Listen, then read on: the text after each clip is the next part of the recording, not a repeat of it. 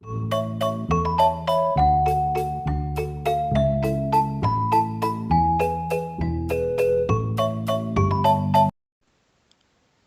Students, स्वागत है आपका मेरे YouTube channel Adarsh English classes में। आज मैं आपके बीच उपस्थित हूँ इंटरमीडिएट की fourth poem an elegy written in a country churchyard इसे लेकर, जो कि बहुत ही फेमस पोइम है और मोस्ट इम्पोर्टेंट है एग्ज़ाम के लिए। इस पोइम के लिए थॉमस ग्रे ने लिखना शुरू किया था 1742 में। लिखना क्यों शुरू किया था? एक पोइट थे रिचर्ड बेस्ट, इनकी मृत्यु हुई थी 1742 में। तो इनकी मृत्यु पे उन्होंने 1742 में इस पोइम को लिखना शुरू किया और इसे कंप्लीट कर दिया 1750 में, और इसे पब्लिश किया, प्रकाशित किया था 1751 में। तो इलेजी होता है शोकगीत, रिटन लिखा हुआ, इन अ कंट्री देहात के, और चर्चयार्ड कब्रिस्तान, देहात के कब्रिस्तान में लिखा हुआ एक शोकगीत। इसका अर्थ देख लेते हैं, थोड़ा सारांश। इसमें बताते क्या हैं कि पोइट जो है कब्रिस्तान में बैठा हुआ है, तो कब्रिस्तान में कई प्रकार की कब्रें हैं और सभी कब्रें गरीब लोगों की हैं। पहले के जो पूर्वज थे बेचारे असभ्य थे, अशिक्षित थे, मरने के बाद वो दफना दिए गए हैं। तो कभी उन सभी कब्रों को देखता है तो ये सोचता है कि जो गरीब लोग हैं वो इसमें दफना दिए गए हैं, और जो अमीर लोग हैं, तो अमीर लोगों को, जो महत्वाकांक्षी लोग हैं, उन्हें गरीब लोगों के कार्य की मजाक नहीं बनानी चाहिए और ना ही उनके घरेलू आनंद की। वे बड़े सिंपल और साधारण लोग थे और उन्होंने अपने सिंपल कार्य किए, और इसलिए कुछ अमीर लोग ऐसे होते हैं जो अमीर परिवार में जन्म लेते हैं और उसकी सेखी मारते हैं, लेकिन वो इस बात को भूल जाते हैं कि nothing save a man from death, means nothing can save a man from death, यानी संसार में ऐसी कोई चीज़ नहीं है जो किसी व्यक्ति को मरने से बचा ले। सारी सुंदरता, सारा धन, सब कुछ सदैव के लिए चला जाता है। जैसे जैसे एक समय आता है वो समय मृत्यु का होता है, पर चाहे सुंदरता हो, धन हो, संपत्ति हो, शौर्य हो, कुछ भी हो, सारी चीज़ का अंत हो जाता है। तो ज़्यादा टाइम वेस्ट ना करते हुए शुरू करते हैं आज की poem an elegy written in a country churchyard. Let's begin. The curfew. Curfew means होता है घंटियाँ, टॉल्स बजती हैं। द नेल होता है अंतिम घंटी, पार्टिंग विदाई, डे दिन। गिरजाघर में घंटियाँ बजती हैं और जब उसकी अंतिम घंटी बजती है, वह ये संकेत करती है कि दिन समाप्ति की ओर है। द लोइंग, शोर मचाते हुए, हर्ड, झुंड, बिंड, हवा, स्लोली, धीरे धीरे, ओवर, ऊपर से, ली, चारागाह। लोइंग हर्ड, लोइंग मीन्स रेंकने वाले या शोर मचाने वाले पशुओं का झुंड हवा के साथ साथ चारागाह से होकर घर की ओर आता है। प्लोमैन, किसान आदमी। होमबार्ड, घर की ओर। पिलोट्स, जोतकर। हिज, अपने, बरीबे, थके हुए मार्ग से। किसान आदमी अपने थके हुए मार्ग से, पिलोट्स मीन जोतकर नहीं होता, पिलोट्स में होता है पैर घसीट कर चलना। किसान आदमी धीरे धीरे अपने थके हुए मार्ग से, अपने खेतों से पैर घसीट कर घर की ओर चले आते हैं। एंड लीव्स, छोड़ देते हैं। द वर्ल्ड, संसार। टू डार्कनेस, अंधकार। एंड टू, मेरे लिए, और संसार का सारा अंधकार मेरे लिए रह जाता है। मतलब गिरजाघर में घंटियाँ बजती हैं और उसकी जो अंतिम घंटी बजती है वह ये संकेत करती है कि दिन समाप्ति की ओर है। ये नेल मीन्स होता है वैसे किसी की मृत्यु पर घंटी बजना, यहाँ पे दिन के लिए है कि दिन समाप्त हो रहा है।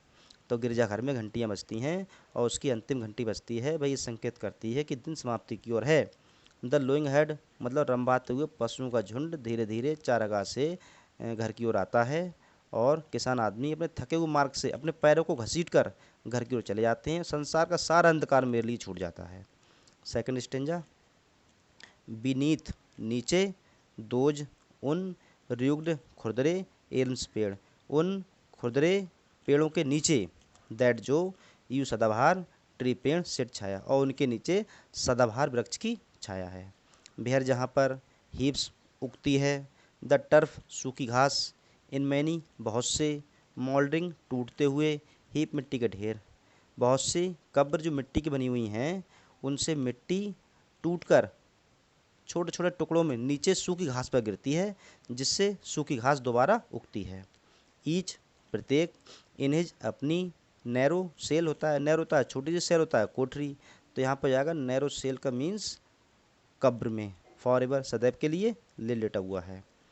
प्रत्येक व्यक्ति जो कि मर गया है वह सदैव के लिए अपनी छोटी सी कब्र में लेटा हुआ है।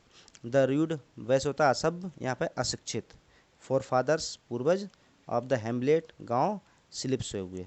हेमलेट गांव के पहले के असभ्य या अशिक्षित पूर्वज अपनी छोटी छोटी कब्र में सदैव के लिए लेटे हुए हैं। पूरा अर्थ देखते हैं एक साथ में। उन खुरदरे एल्म के पेड़ों के नीचे जो कि सदाबहार वृक्ष की छाया है, जहाँ पर टूटी हुई कब्रों के मिट्टी से, जो कि मिट्टी टूटकर या छूटकर या टुकड़ों में सूखी घास पर गिरती है, जिससे घास दोबारा हरियाती है या उगती है। और हैमलेट गांव के पहले के अशिक्षित पूर्वज मरने के बाद सदैव के लिए अपनी छोटी सी कब्र में लेटे हुए हैं। द ब्रिजी, ब्रिजी मीन्स ठंडी ठंडी हवा। कॉल पुकार, incense and breathing mourn.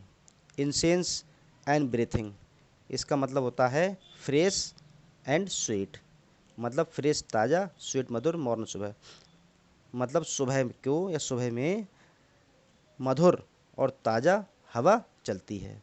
The swallow, अबाबिल पक्षी। ट्विटरिंग चहचहाते हुए। फ्रॉम द स्ट्रा, तिनका, बिल्ट बनाना, सेट घोंसला। अबाबिल पक्षी चहचहाते हुए तिनके से अपने लिए घोंसला बनाता है। द कॉक्स होता है कॉक मुर्गा, श्रिल तीखी, क्लिन होता है तुर्री यानी उसकी मुर्गे की आवाज़, और द इकोइंग हॉर्न प्रतिध्वनि, मुर्गे की तीखी शंखभरी आवाज़ या और कोई उसके हॉर्न की हॉर्न का इकोइंग होता है गूंजना। नो नहीं, मोर अधिक, सैल रोज उठाएगा, देम उन्हें, फ्राम देर उनके, लोली नीचे लेटे हुए, बेड बिस्तर से। पूरा अर्थ देखते हैं। सुबह को ताज़ा और मधुर हवा चलती है और अबाबिल पक्षी चहचहाते हुए एक एक तिनका इकट्ठा करके अपने लिए घोंसला बनाता है, और मुर्गे की आवाज़ जो कि तुर्री भरी आवाज़ होती है या कोई और हॉर्न की आवाज़। लेकिन संसार में ऐसी कोई आवाज़ नहीं है जो व्यक्ति मरने के बाद कब्र में दफना दिए गए हैं उन्हें उठा सके। ये सेकंड लास्ट स्टेंजा है जो कि मोस्ट इम्पोर्टेंट है।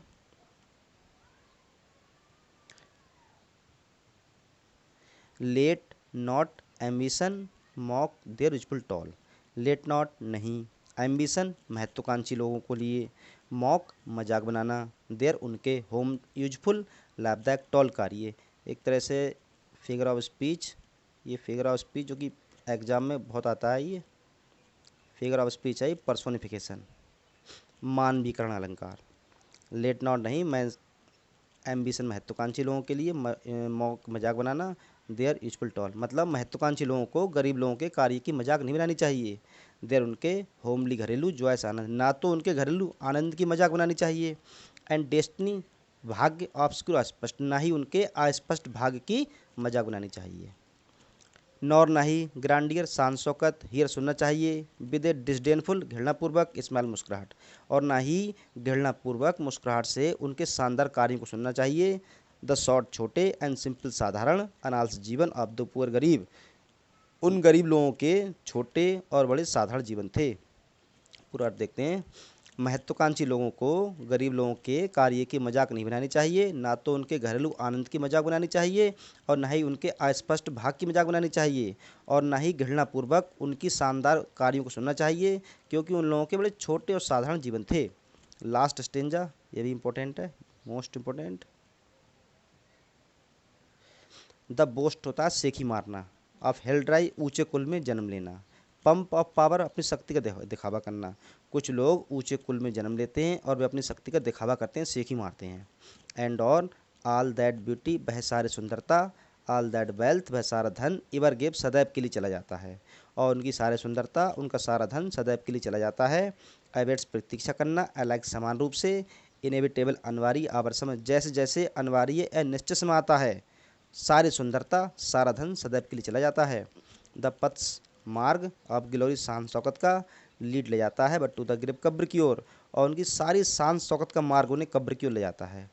पूरा अर्थ देखते हैं। कुछ लोग ऐसे होते हैं जो ऊंचे कुल में जन्म लेते हैं और वे अपनी शक्ति का दिखावा करते हैं, लेकिन एक निश्चित समय आने के साथ साथ उनकी सारी सुंदरता, उनका सारा धन सदैव के लिए चला जाता है और सारी शान शौकत का मार्ग उन्हें कब्र की ओर ले जाता है। मतलब धन संपत्ति कुछ भी हो, उन सबका एक ही मार्ग है या एक ही डेस्टिनेशन है, ग्रेव, कब्र, मतलब मृत्यु।